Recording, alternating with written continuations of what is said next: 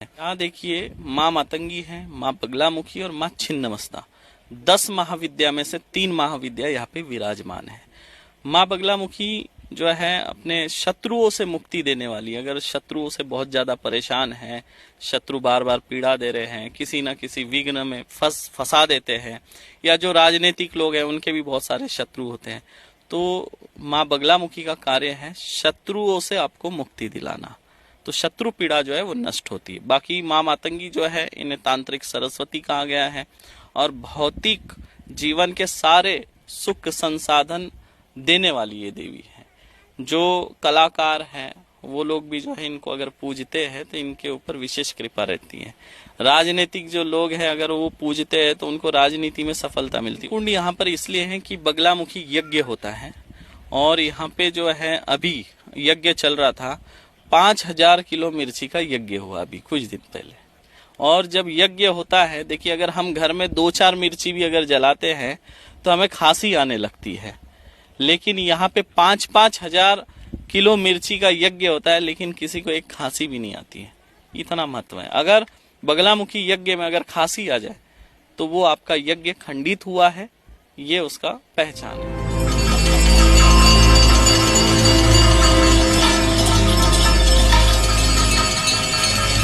सही समाधान तभी संभव होता है जब समस्या की जानकारी सही हो। और मां मातंगी के दिव्य धाम में श्री प्रेमा साईं जी महाराज को अपने भक्तों के मन में छुपी हर तकलीफ की जानकारी पहले से ही है।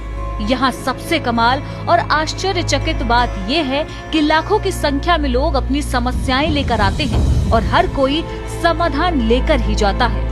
इस दरबार में से कोई भी खाली हाथ वापस नहीं जाता। कई धाम पे हम लोग गए हुए थे तो हमारा लोग का कहीं पे निवारण इस चीज का नहीं हुआ है, तो यहाँ पे आए हैं और यहाँ की शक्ति भक्ति देख के हम लोगों को बहुत अच्छा लग रहा है। हमारा कष्ट का निवारण भी बहुत अच्छे तरीके से हो रहा है। जब आप जाते हैं सारी डॉक्टरी जांच करने के बाद सब नॉर्मल आता है, पर पीड़ा तो हो रही है। फिर ये पीड़ा क्यों हो रही है?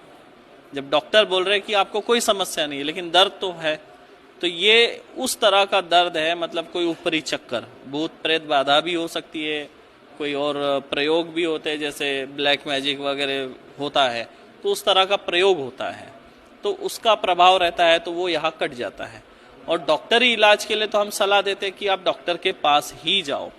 हम बोलते हैं कि सबसे पहले आप डॉक्टरी इलाज करो। अगर डॉक्टरी इलाज से अगर आपको लाभ नहीं हो रहा, आप डॉक्टरी इलाज किए जा रहे हैं, दवा लिए जा रहे हैं, डॉक्टर बदले जा रहे हैं, लाभ नहीं मिल रहा है, दिन बे दिन स्वास्थ्य खराब होता जा रहा है, दवा नहीं लग रही है, अगर दवा नहीं लग रही है तो हो सकता है कि आपके ऊपर कुछ ना कुछ ऊपरी चक्कर हो। और अगर आप धाम में आके अगर दिखा देते हैं और अगर आप उससे ठीक हो जाते तो इसमें समस्या क्या है? मां मातंगी के दिव्य धाम में भक्तों का तांता लगा रहता है। इतने सारे भक्तों के रहने के लिए आखिरकार व्यवस्थाएं क्या की गई हैं? क्या दिव्य धाम प्रशासन किसी तरह का पैसा लेता है? आखिर कैसे चलती है इतनी बड़ी व्यवस्था?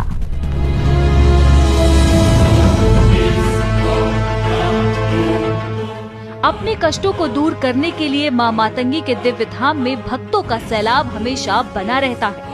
इस दिव्य धाम में देश के कोने कोने से भक्त अपने कष्टों को दूर करने के लिए आते रहते हैं और उनके ठहरने के लिए दिव्य धाम प्रशासन निशुल्क व्यवस्था भी करता है। जी हाँ, बिल्कुल है। हॉल में रुकने की व्यवस्था है, वॉशरूम वगैरह भी है, सब चीज़ की व्यवस्था गुरुजी देते हैं। यहाँ पे किसी चीज़ का शुल्क नहीं लिया जाता है। आप आराम से आके रह सकते हैं, सो सकते हैं। व्यवस्था सब है, नहाने धोने की सब व्यवस्था है, रहने की भी सुविधा है, सब कुछ है, खाने पीने की व्यवस्था भी अच्छी है।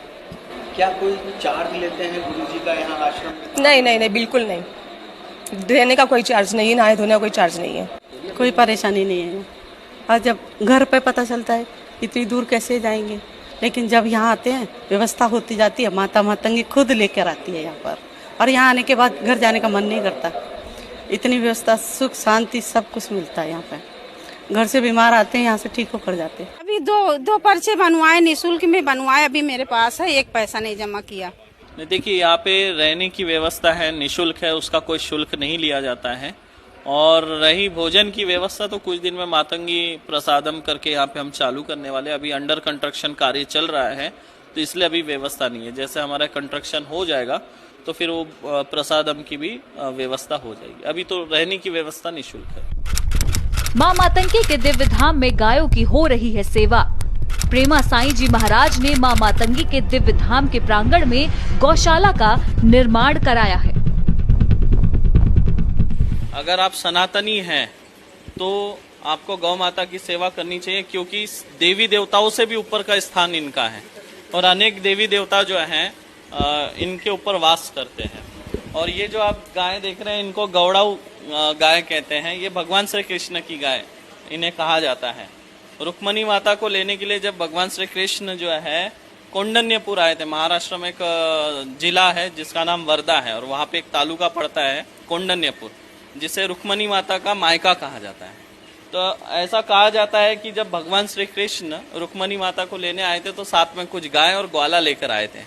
तो जब रुक्मणी माता को वापस जब लेके जा रहे थे साथ में, तो स्थिति ऐसी बनी कि ग्वाला और जो गाय है साथ ले जा नहीं सके, क्योंकि भागना पड़ा था वहां से। तो ये गाय और ग्वाला वही छूट गए थे। तो ये वही प्रजाति की गाय है जो मुझे लगता है आने वाले कुछ वर्षों में लुप्त भी हो जाएगी। गौ प्रेम ये हमारे घर की संस्कृति है।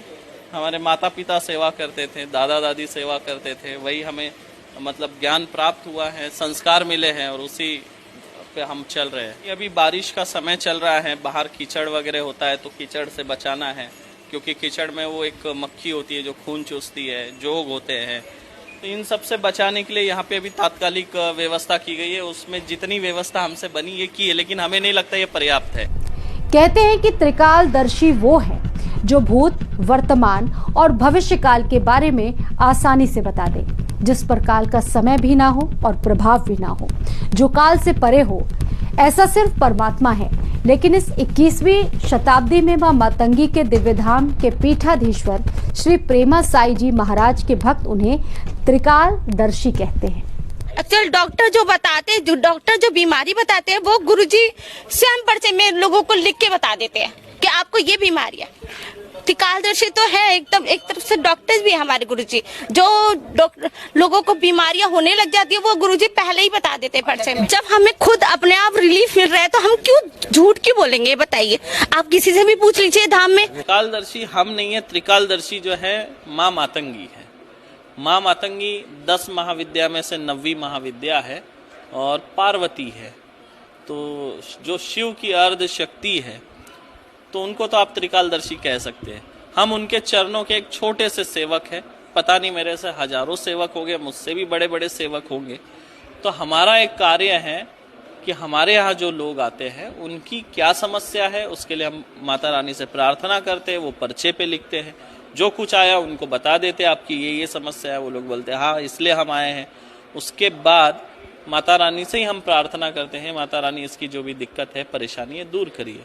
तो जो कुछ भी करती है या जो कुछ भी होता है सब माता रानी के कृपा से, उनके आशीर्वाद से होता है। तो क्या वाकई पीठाधीश्वर श्री प्रेमा साई जी महाराज त्रिकालदर्शी हैं, या फिर अंधविश्वास का चश्मा पहने भक्तों को भ्रम हो रहा है?